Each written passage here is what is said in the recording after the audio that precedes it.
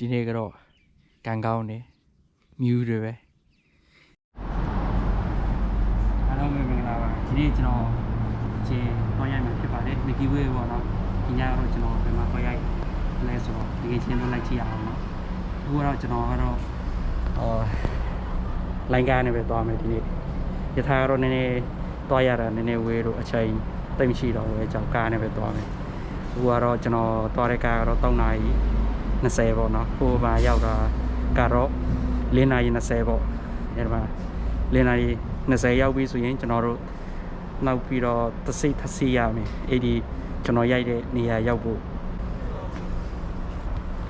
ကျွန်တော်ကားတက်တော့အဲ့ဒီပဲထားမယ်အဲ့အောက်မှာပဲထား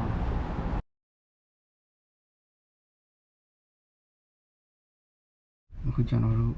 ကားပေါ်မှာရောက်နေပါပြီခဏကြာရင်ကားထွက်တော့မယ်အခုကတော့ကားကထွက်လာပြီဒါလမ်းလေးမှာပေါ့နော်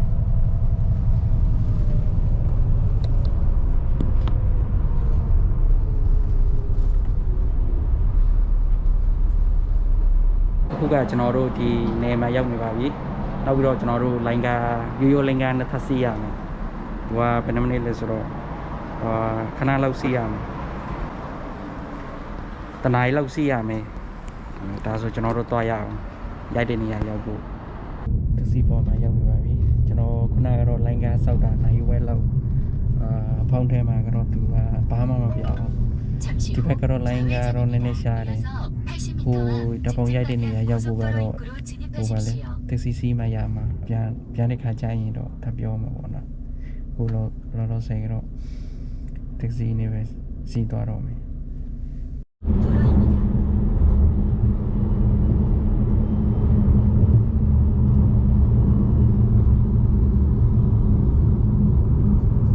အခုကျွန်တော်တို့ရိုက်ချင်တဲ့နေရာရောက်နေပါပြီ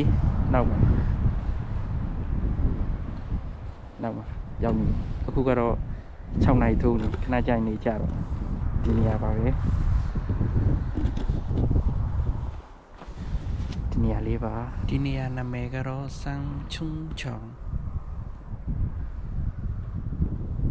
လေတော့နည်းနည်းတိုက်ကျန်းတယ်ညကျတော့လေကတော့နည်းနည်းရောသွားမယ်လေကတော့ကိုလောက်ရှိတယ်ဆိုတော့တိုက်တယ်ဆိုတော့နည်းနည်းကျန်းတယ်ဘုရားနေကြတော့ဟိုဘက်ချမ်းကတော့ဟိုငမ်းမြတဲ့လူရှိတယ်ဒါတော့ဒီမှာနီးတစ်ပိုက်ပေါ့နော်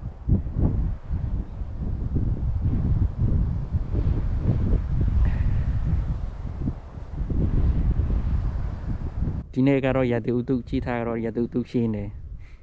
မကီဝေတော့ကောင်းလာမှာပေါ့ထင်တာပဲဒါပေမဲ့ဒီမှာနီးတစ်ပိုက်မှာကတော့အကုန်လုံးမီးတွေထုံးနေဆိုတော့ဘယ်လိုလာတော့မသိဘူးဒါပေမဲ့ဒီမှာတော့ကျွန်တော်တို့ကြီးထားတာပဲရတော့ရိုက်မှာပေါ့နော်ဘယ်လိုထွက်လာတော့တကယ်ချင်းတို့လေးအပေးပါအောင်လေကြောင်းလေးနေရာတွေပါလေတက်ရှာကြည့်မယ်အခုကလေးဒီမှာနေကြချိန်တော့ဒီဘက်မှာနည်းနည်းဆိုင်ရိုက်ကြည့်နေလေတိုင်နည်းနည်းရှိတယ်ဟိုဘက်ချမ်းမှာအမှု6နေပြီအခုကတော့တိုင်နေပြီဒီညကတော့ရိုက်လို့ရလားမရတော့မသိဘူးကွာကမ်းပဲသမင်းစားလိုက်အောင်မေဒီမှာတင်းချင်းလေးစားကြအောင်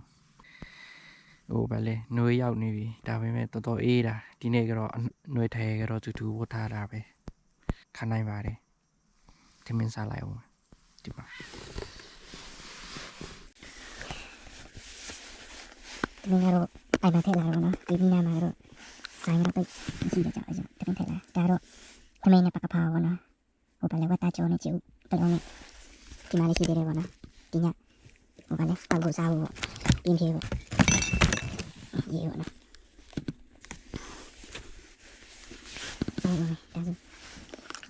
ဒါတော့ပြန်ကျင်ဒီပေါ့နော်ဒီနေကျွန်တော်လည်းစားလိုက်အောင်ကျွန်တော်လည်းစားတော့မယ်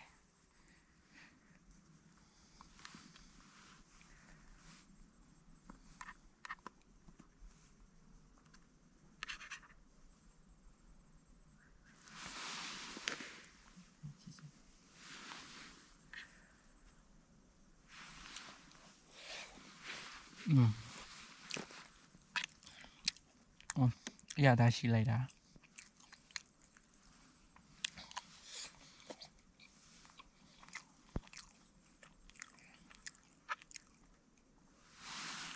ဒါတော့ဟိုဗာလဲရေလုံးသမားလည်းမသိဘူးဒီနေရာကတော့ဟိုဘက်ချမ်းမှာငားမြတဲ့လူရှိတယ်2ယောက်သူညမြရတာတစ်ယောက်ဆိုရင်မြရတော့အများကြီးပဲ4-5ချောင်းလောက်ရှိတယ်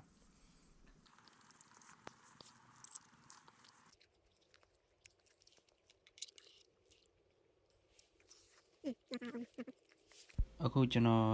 သမင်းစားပြီးပြီဆိုရင်ကျွန်တော်ကင်မရာစက်တင်နေချိန်ပြီးတော့ကျွန်တော်ဆိုက်ရိုက်တော့မယ်မနေ့ဖြာမှဆောင်ကြမယ်ဗျာဒီနေ့ကတော့ကန်ကောင်းနေမြူးတွေပဲညကလေးဟိုပါလဲ2နာရီကျော်ကနေအခုထိမြူးကတော့စိုင်းနေရောညက2နာရီခွဲလောက်ပဲเนาะမီကီဝေးရိုက်လို့ရတယ်မြူးတွေတက်လာပြီးတော့ရိုက်လို့မရအောင်အခုဒီတိုင်းမဖြစ်နေမြူးစိုင်းနေရောဒီဘက်မှာရော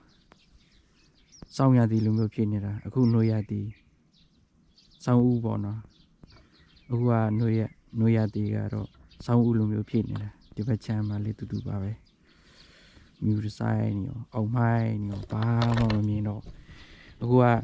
6နာရီကျော်ပါပြီအမှန်တကယ်တော့နေတော့တက်နေပြီဒါပေမဲ့အလင်းရောင်တော့ဘာမှမမြင်သေးဘူးအခုကရှားရိုက်နေတော့မှာပေါ့နော်ခဏကြာမယ်ပြန်တော့မယ်အေးတယ်လှတော့လှပါတယ်တမျိုးလှတော့เนาะဒီဘက်ချမ်းမှာလေးမျိုးဆိုင်နေရောဒီနေ့တော့ကန်ကောင်းတယ်မနေ့ညနေကတော့တိုင်းရတယ်ညကလေးတော့ဝက်ပဲရိုက်ရပြီးတော့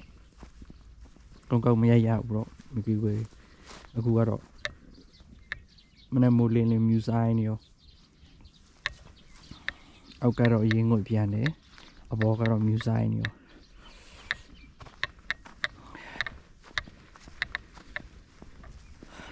ကျွန်တော်တို့ဒီနေရာရိုက်နေတာပန်းနေဒီမှာပေါ့နော်ခဏစောက်အောင်လေ1နာရီ2နာရီလောက်စောက်အောင်ပဲပြီးရင်ပြန်တော့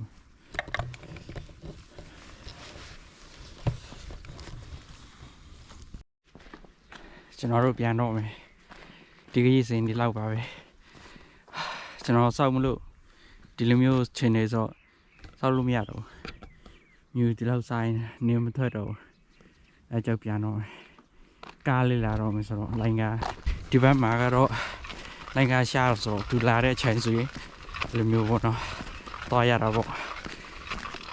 သူကစီဆိုရင်တနားခွဲ2နာရီလည်းမသိအရန်ရှားတာအဲကြောင့်သူလာတဲ့အချိန်ဆိုရင်မြန်ရှောက်ပြီးတော့မြန်ဆောက်တော့မယ်နောက်ကျွန်တော်မနေ့ကညနေရိုက်ထားတဲ့ပေါင်နဲ့ညမကီဝေးကျေရိုက်ထားတဲ့ပေါင်နဲ့အဲ့လိုမျိုးပြမယ်လေပြင်ပြီးဆိုရင်ငွေချင်းတို့ပြမယ်မကီဝေးကတော့စိုက်ကြိုက်တော့မရသေးဘူး